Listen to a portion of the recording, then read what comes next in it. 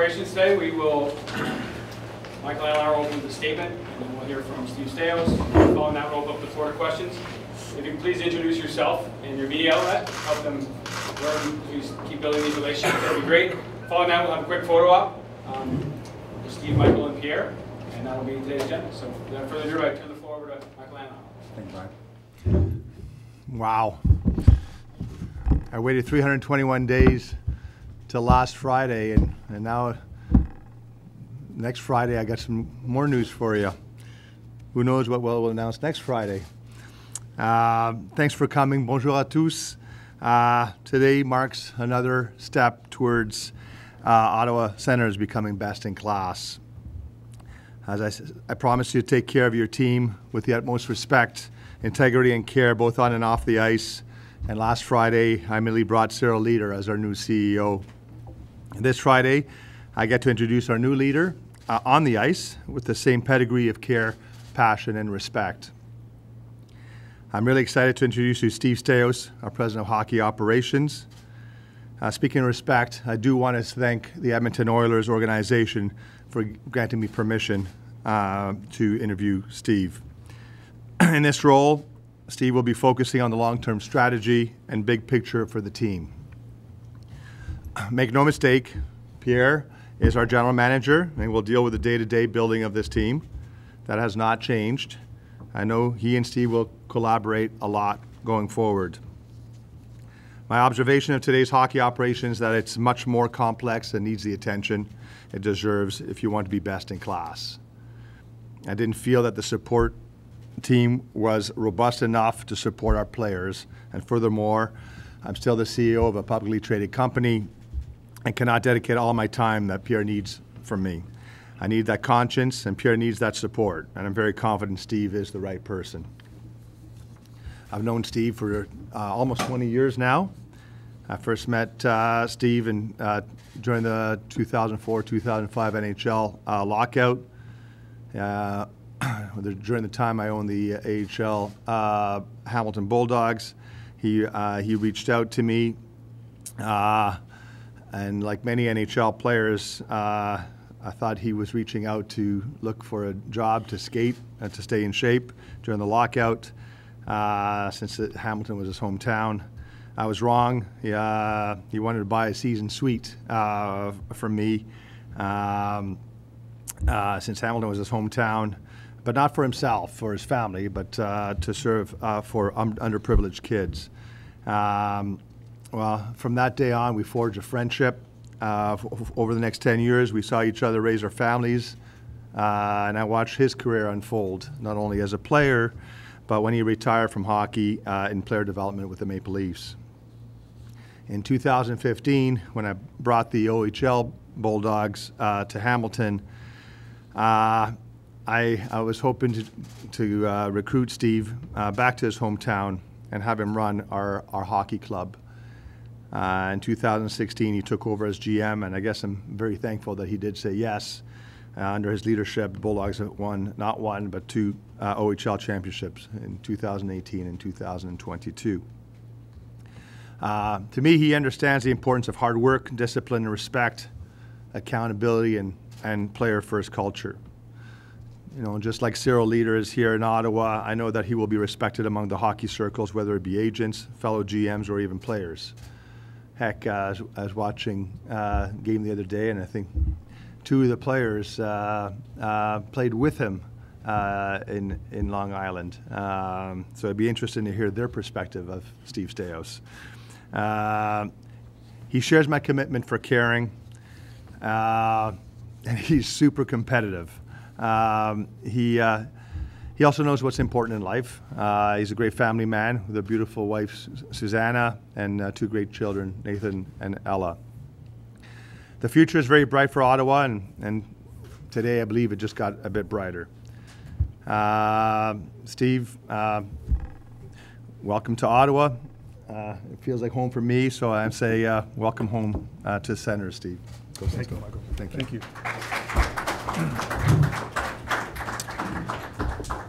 Thank you, Michael. Thank you, everybody, for being here today. Some familiar faces, but I've been here for only a couple of hours, and and it really does feel like home, like Michael had said. So I want to thank you for this opportunity. I'll speak a little bit more about that and the vision that we have moving forward. I'd like to first take some time to thank my family. My wife Susanna is not here today, going through some health issues and struggles, but on the mend, and I think everybody in this room will get to know her here real soon. So I appreciate and also her encouragement, even through a tough time where she knows that this was a dream of mine and encouraged me to forge forward with this commitment. And to my great son Nathan and my wonderful daughter Ella, who I think are watching, gave me some tips of advice on how to do this, so I hope I make you proud. I'd like to take a moment to thank the Edmonton Oilers. Not only were the Edmonton Oilers extremely influential in my playing career, but also gave me the opportunity last year to work in management alongside Ken Holland. Incredibly passionate and committed ownership with Daryl Cates, Jeff Jackson, Bob Nicholson, Paul Coffey, and again, if I could speak about Ken Holland and just the leader and the gentleman that he is, and the amount that I learned from him in a short period of time. But I want to thank all of them.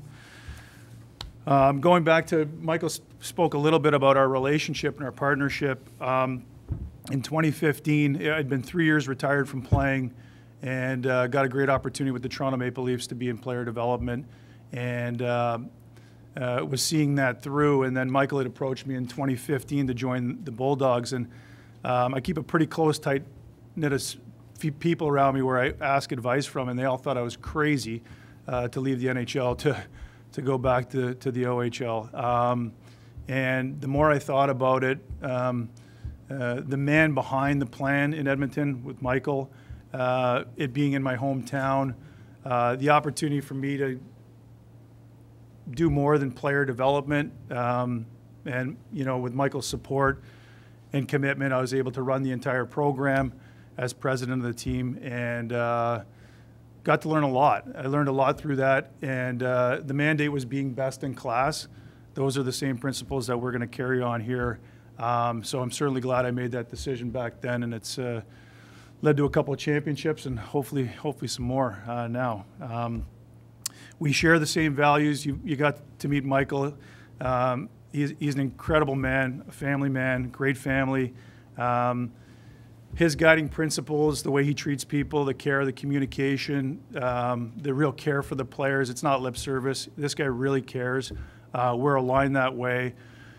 I wouldn't want to work for anybody else when you have that type of support and that type of commitment. Now there's a serious level of accountability and standards as well, and I'm good with that. So it's just an absolute privilege to be able to lead the Ottawa Senators in my role as president. As Michael talked about, Pierre and I have had some great conversations already. I'm here to support him on the day-to-day. I'm looking at all areas of our organization where we can become best in class. That'll be my focus. The only thing that's changed for Pierre is that he's got more support with me and to collaborate on ideas and executing moving forward. We have a lot to be excited about, but there's a tremendous amount of work to do that we're all up for. And I look forward to working with Pierre on the day-to-day to be able to take this team to another level. This team, when you look at this team that we have, there's an incredible amount of heart, competitiveness, and the future is bright. Ottawa-Gatineau is extremely excited. I'm extremely excited. My family's extremely excited. And I can't wait to get to work and be a part of this great organization. Thank you very much. Go Sens, go.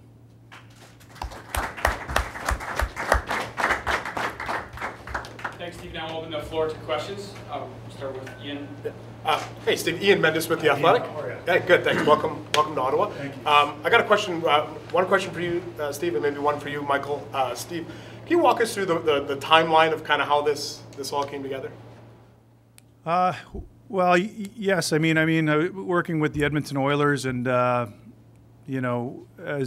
things sort of unfolded into the off season, And you know, Michael becoming an owner here, I think, was obviously something that there's a partnership and there's past success, and it was something that I wanted to see through. And again, going back to the Edmonton Oilers, first-class organization, incredible team, great opportunity for them in the near future here. And so the timeline sort of got moved along a little bit according to the final purchase of the team, and then the opportunity that the Edmonton Oilers have granted for me to be able to speak to Michael on a position.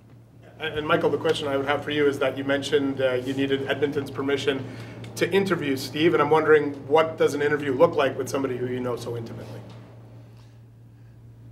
Let me rewind here. I guess from a timeline standpoint, Steve and I used to joke around up in the press box watching Bulldog games and enjoying the you know, the MasterCard moment of winning. And as I imagine, you know, this at the NHL level on the scale. So the dream was always there, I think, with Steve and I. The reality is when Paul Coffey approached me and suggested that they were, after winning the second OHL championship, and that they were interested in recruiting, not that they needed to ask permission of an OHL owner, but we have a relationship with Paul Coffey as well, and he approached me and said, you know, last September, I believe it was, you know, I looked at Steve, who's a close friend as well, and I said, you got to do what's in the best interest of your family. And I think working for the Edmonton Oilers organization, which is where you know, you played a lot of your career in, and working for one of the best GMs in the league, arguably Kenny Holland, I said, you're going to learn a lot. But I did tell Paul Coffey at the time, I said, Paul, I said, if I ever own a team, you know, I'm coming for Steve. But in September, that wasn't the case here in Ottawa. I remember at the Board of Governor meeting, Gary Bettman made it very clear that the team wasn't for sale, and I think even Sheldon Plenner had alluded that to me on an email.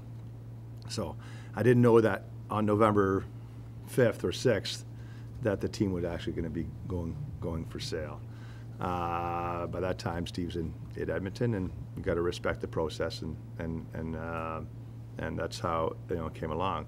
I didn't know I was going to own the team till, you know, literally, because this was a dogfight right to the end with this process, and then it wasn't until June that I found out that I was going to be, you know, the owner of the team, and then going through the due diligence process. So at that time, so I had discussions with Daryl Cates directly, and at the end of the day, they're classy enough and showed the respect that they did to grant me permission. So that's how the process came and here we are today.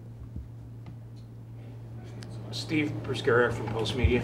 Just what do you I just have a question for you, Michael. I just wanted to see what you think your role should be in this role and what your first priority is. Well, like we've said, Bruce, is my job is to execute on each area of the organization to be best in class. So that will take some time. I need to get involved on the day-to-day and take a look at where we are and where we maybe need some more support, or where we can adjust maybe in some processes and alike. That is really where I'm focused on. Pierre and I will work together. We've had some conversations already. Pierre's alluded to some areas that may need to be addressed a little bit more immediately. And so we'll take a look at that, and we'll work together to make sure that we're supporting all areas of the organization to really get it up and running as efficiently as possible.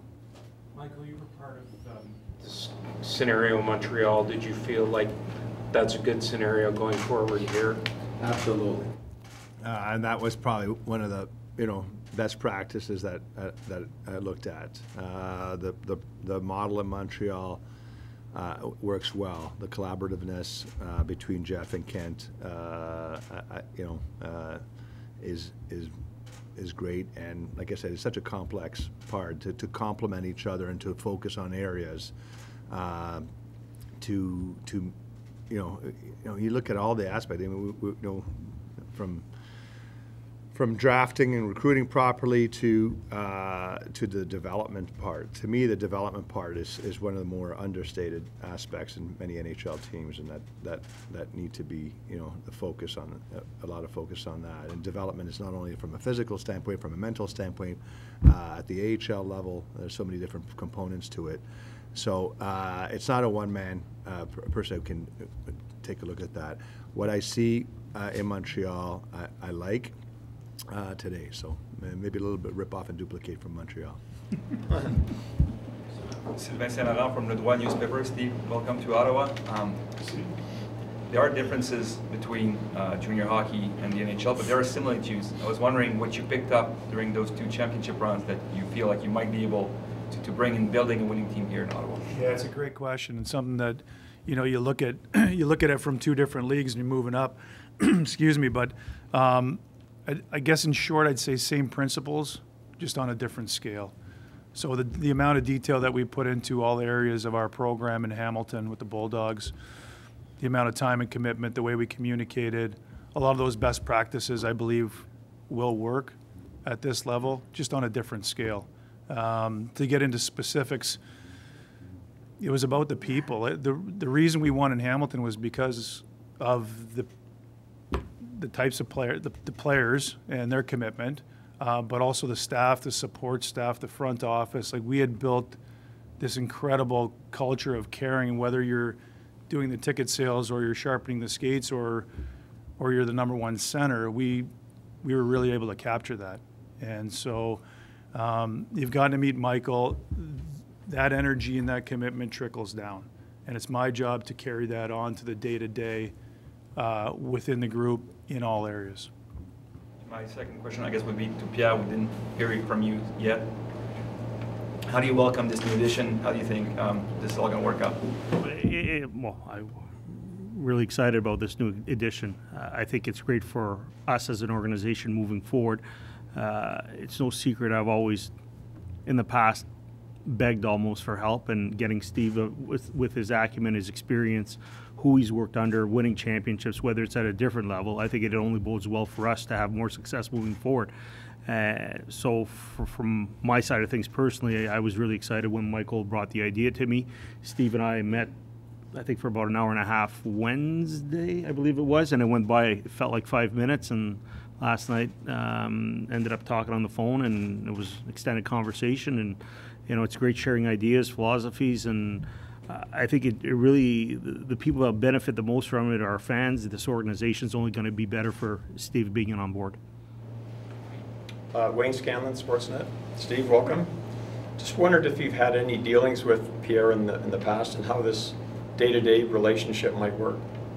Yeah, we really haven't. I think we met at a U18 event, in passing. So no, it's been great having these conversations with Pierre early on. It's exciting to hear his thoughts and philosophies and where we're at with the group. And the relationship will be just that. It'll be collaborative. Him and I will work together. He's the general manager of the team and working on the day-to-day. And if he needs my support in any way, I'm there for him. Again, I got a lot that I want to get to as well, Wayne, to get this organization to what it deserves. Our players deserve it. The fans deserve it. And there's some work to do for sure. So that's how it's going to work. Une question pour Michael en français, s'il vous plaît. Jonathan Jobin, Radio-Canada. Pour les fans qui sont peut-être loin du day-to-day, qui ne savent pas comment ça fonctionne, en quoi cette embauche-là aide l'organisation et va la rendre meilleure? Pour moi, ça donne plus de tonus pour l'opération de hockey. Comme j'ai dit tantôt, c'est beaucoup plus complexe aujourd'hui pour gérer et c'est comme une compagnie. Si tu es là en train, tu es chef d'une organisation qui essaye de... comment est-ce qu'on dit en français? micromanager l'opération, tout à coup, tu te mets d'une chose et il y a d'autres choses qui... Il faut avoir des mains partout. Et puis, je pense qu'il n'y a pas assez de mains. Et puis, avec Steve, il connaît la culture que j'aime. It's hands first, hands on, je veux dire. Et pour moi, c'est très complémentaire, mais ça va aider l'opération de hockey, comme je l'ai dit, comme ça soit dans le développement. Ouais. Et Pierre, peut-être dire un peu, c'est récent, là, vous avez parlé récemment. C'était lundi, pardon, la première fois, pas mercredi. Mais c'est quand même récent, vous n'avez pas eu des tonnes de discussions, mais comment vous allez vous compléter? Parce que Michael et Steve l'ont dit en anglais, ça va être vraiment complémentaire. Comment vous allez le faire au day-to-day pour que l'équipe soit meilleure? Je pense que c'est quand ça vient à se complimenter. Steve et moi, on est deux gars de hockey, donc je pense que ça va être assez facile. Je pense qu'en se parlant au courant de la dernière semaine, c'est comprendre la philosophie que Michael veut apporter à notre organisation et puis aussi le sort de joueur qu'on a ici, comment on peut faire sûr que la culture est bonne. Puis je pense que quand tu mets deux gars de hockey ensemble, comme Steve et moi, ça va toujours bien aller. Puis suivre c'est quoi l'identité que Michael veut comme équipe, puis bien faire ça comme à la lettre. Mais comme Michael a souvent dit, le hockey d'aujourd'hui est rendu énormément complexe. Puis avoir deux personnes comme Steve et moi dans notre département, je pense que ça va être un boni pour nous. Hey, Pierre, you may have just answered this in French, but how can Steve be a sounding board for you? I think Steve, it can be a great sounding board. Obviously, you look at his playing experience, and I think he played just over 1,000 games, Steve, and it was through hard work. He was a good player, but I think his work ethic allowed him to play those 1,000 games. I think through his experience, I think, working in two different NHL teams, but at the same time, building two championship teams in Hamilton, and his knowledge. You can't forget that. Just in talking to him, his knowledge, his vision, how he sees things, how Michael and him had so much success in Hamilton. I think that's how it can be a sounding board. I come from a scouting background. He's fortunate enough to come from a playing background, development background, but I've also done the job for 8 years. So, and I was very fortunate enough to work under one of the best people in the game in Brian Murray. So I think it's just great for us. I think it's great for the organization, great for our fans that I think you're really going to see not just Pierre Dorion's philosophy, not just Steve Staios' philosophy, but also Michael Andlauer's philosophy in here, where the three of us can really do something good for this organization. For the middle and the back. Kyle Bukauskas from Sportsnet. Steve, just touching on what you brought up earlier, I'm wondering what you've learned about managing the different people and personalities in such a, I imagine, pressure-packed, result-oriented business to get to the point where, as a collective, you're enjoying success. Yeah. I think my time going back to Kyle when we talked about 2015 and going back to the OHL, it's a different generation of player, a different generation of athlete. I think these guys get a bit of a bad rap. I think the pressures that they're under nowadays with social media, with everything going on in their world, I feel like I've gotten to know this group kind of moving forward, and how to manage them and what makes them tick, and just to be able to help create that environment where they can come to the rink and be themselves and really get to work. So, in retrospect, going back might have been the best development area for me to be able to understand this next group of players coming through. They're they get a bit of a bad rap, I think, because the old guard used to say, they're amazing, they're awesome, and it's up to us to create that environment of support. Michael and I have always talked about making sure that we're creating the right environment for them to be able to be at their best, and what are the resources to be able to do that. How do we do that? So I hope that answers your question. Wrap with the final two in the back and then. Dylan Dyson with CTV Ottawa. Steve, fans usually get excited when new players join the team, you coming into the front office? What does this mean for fans, and where are they going to see that through the difference that you're bringing on the ice? Well, not as immediate as a player, you know. Like as a player, you can get out, you can get on the ice and kind of get after it. I think there's some things like we talked about where Pierre and I will talk about something a little bit more immediate.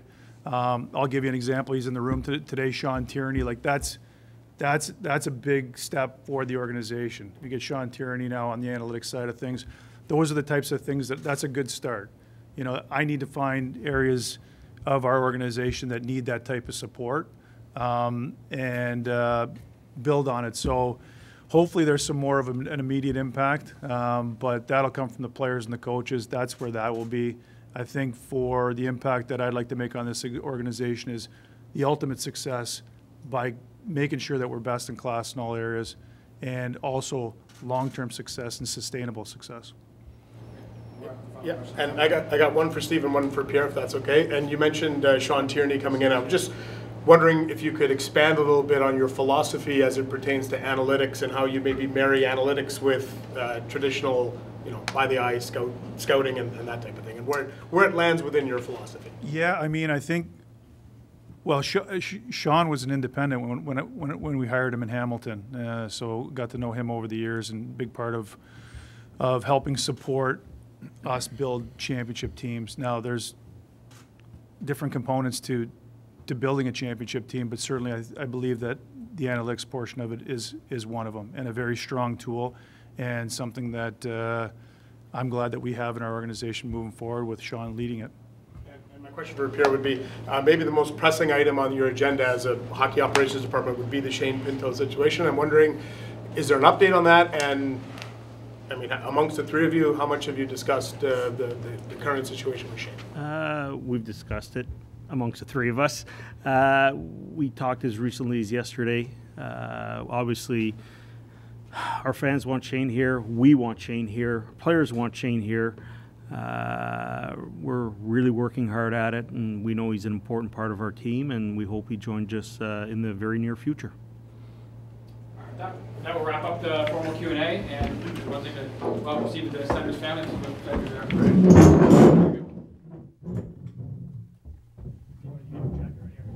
Okay.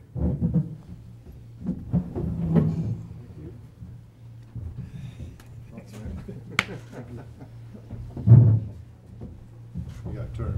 You got to put it on. Put it on. Yeah, go in the middle. Put it on. I feel like draft day. Put it on. Feels good when you put it on. That's better. Yep. There you go. Just like this.